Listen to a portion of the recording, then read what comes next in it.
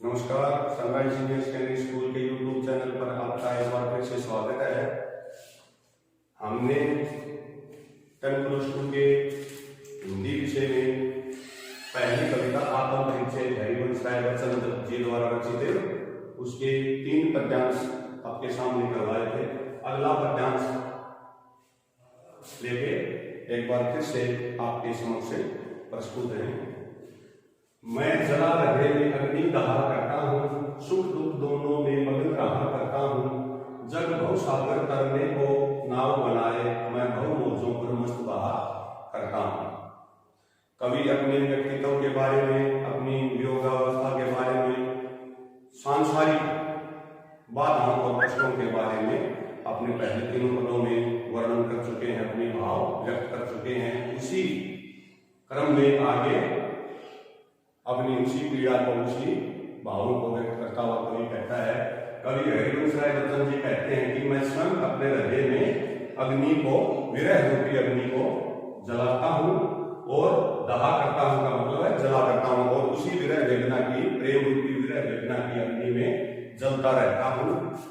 सुख दुख दोनों में मगन रहा करता हूँ। मैं इन सांसारिक बाधाओं की चिंता नहीं करता, मैं सुख और दुख दोनों में एक समान भाव से अपना जीवन मस्त होकर जीता रहता हूँ।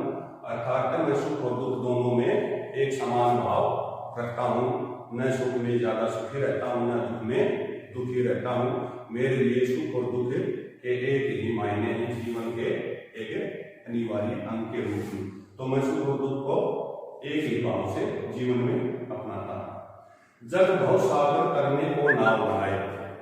इस संसार में बहुत सी बाधाएं हैं, इस सांसारिक जीवन में बहुत से बाधाएं और रुकावटें हैं। उन्हीं बाधाओं और रुकावटों को पार करने के लिए, उन्हीं मुसीबतों से मुक्ति पाने के लिए ये संसार, इस संसार रूपी सागर को पार करने के लिए, अर्थात मोक्ष की प्राप्ति पाने के लिए, मोक्ष की प्राप्ति के लिए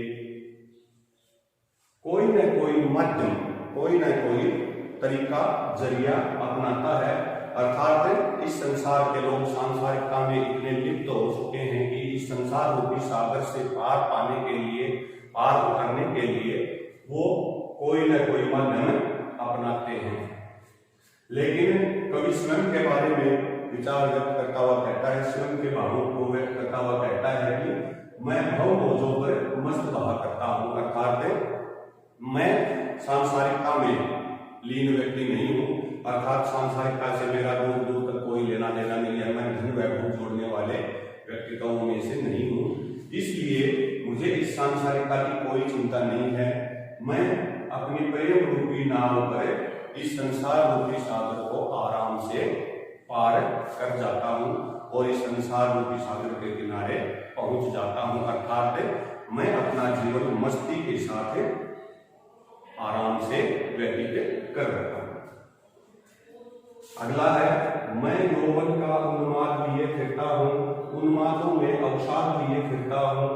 जो मुझको बाहर हंसा रुलाती भीतर, मैं हाय किसी की याद लिए फिरता हूँ। फिर से अपनी विरह रूपी पीड़ा को व्यक्त करता हुआ कवि कहता है कि मैं अपने जीवन में यौवन की एक मस्ती लिए हुए फिर रहा हूँ, उन्मादों में अवसाद लिए फिरता हूँ। अर्थात मैं अपने जीवन में प्रेम को अधिक महत्व देता हूँ, फिर भी किसी क्रिया की याद ने मेरे इस जीवन में दुख और निराशा के भाव पैदा कर दिए हैं। अर्थात मैं अपने प्रिय के वियोग में दुख और निराशा के भाव अपने हृदय में जागृत कर रहा हूँ।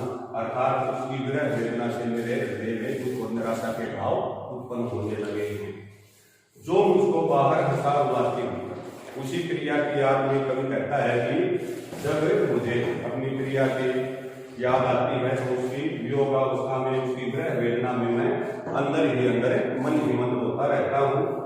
लेकिन संसार को मैं अपना वो गधे का रुदन नहीं दिखाता हूँ, तो लोगों के सामने मैं हंसता रहता हूँ। अर्थात लोगों के सामने मैं अपनी इस विरह वेदना को नहीं दर्शाता हूँ, नहीं दिखाता हूँ। उनके सामने मैं हंसने का अभी ले करता हूँ, परंतु मैं मन ही मन दुखी रहता हूँ, मैं हाय किसी की याद लिए रहता हूँ। कवि कहता है कि मैं अपनी प्रिया की याद में मन ही मन तड़पता रहता हूँ, दुखी रहता हूँ। अगला है, कर यतन मिले सब सत्य किसी ने जाना, नागाम वही है आए जहां पर दाना, फिर मूड न क्या जब जो इस पर भी सीखे, मैं सीख रहा हूं सीखा ज्ञान बुलाना। कवि कहता है कि इस संसार के लोगों ने बहुत से प्रयास किए, यत्न का मतलब है प्रयास किए, लेकिन सब प्रयास मिटे, सब का मतलब है सब व्यर्थ गए, बेकार हो गए। इसलिए सत्य किसी ने जाना, लेकिन आज तक किसी ने भी सत्य को नहीं खोजा, कोई भी सत्य के बारे में नहीं जान पाया। क्यों नहीं जान पाया? क्योंकि सभी लोग सांसारिकता में लिप्त हैं, धन वैभव को जोड़ने में लगे हुए हैं, लेकिन इस जीवन का सत्य क्या है, उसी सांसारिकता में लिप्त होने के कारण वो इसे जीवन के रहस्य को, सत्य को नहीं जान पाए। नादान वही है हाय जहां पर दाना। अब कवि उन लोगों को मूर्ख मानता है, मूर्ख समझता है, जो दाना का मतलब है लाभ, जो अपने लाभ के लिए, अपने स्वार्थ के लिए इस संसार में धन वैभव जोड़ने में लगे हुए हैं, अर्थात अधिक से अधिक सुख सुविधाओं को जोड़ने में लगे हुए हैं, एकत्रित करने में लगे हुए हैं। ऐसे लोगों को, ऐसे संसार के लोगों को कवि मूर्ख कहता है। फिर मूर्ख ने क्या था जो इस पर भी सीखे। कवि कहता है कि मैं ऐसे लोगों को मूर्ख क्यों न कहूं जो इतनी सी बात को भी नहीं समझ पाया, अर्थात इस धन वैभव में लगे होने के कारण वो जीवन के असली सच्चाई को, सत्य को नहीं समझ पाया और इस सीख को नहीं प्राप्त कर पाया। मैं सीख रहा हूं सीखा ज्ञान बुलाना, लेकिन कवि कहता है कि मुझे इसे सांसारिकता के मोह का कोई भी रुचि नहीं है, कोई भी इसका मुझे लाभ नहीं है। मैं धन वैभव जोड़ने में यकीन नहीं करता हूं, मैं सिर्फ प्रेम पूर्वक अपना जीवन सादगी से, सरलता से जीने में विश्वास करता हूं और इस लोगों से, संसार के जो धन वैभव को जोड़ने में लगे हुए हैं, इनसे मैं भिन्न हूं, अलग हूं। ये अपनी उसी पागलपन में लगे हुए हैं और मैं अपनी मस्ती से अपना जीवन सादगी पूर्वक तरीके से बिना धन वैभव के जी रहा। अगला पद्यांश है, मैं और जग और कहाँ का नाता, मैं बना बना कितने जग रोज मिटाता, जग जिस पृथ्वी पर जोड़ा करता वैभव, मैं प्रतिपल में उस पृथ्वी को उगराता। यहाँ कवि अपने और संसार के लोगों के बीच वैचारिक भिन्नता को प्रदर्शित करता है, व्यक्त करता है।